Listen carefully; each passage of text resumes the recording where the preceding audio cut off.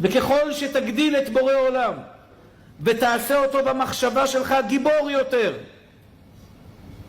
חזק יותר, רופא יותר, אוהב יותר, כל יכול.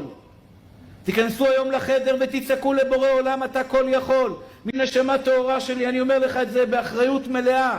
אתה תראה מעל הטבע, בניסים גלויים שיקרו לך מול העיניים.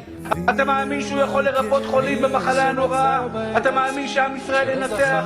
אתה מאמין שחיילים לא יפלו? אתה מאמין ואתה מאמין בתשובה לכל השאלות האלה היא כן אחד גדול.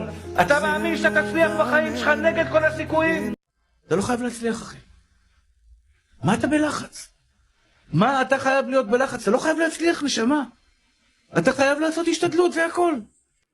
אנחנו לא חייבים להצליח בכלום, הבורא עולם רק אומר לך לך לעבוד, תוצאות אני אביא לך בסוף.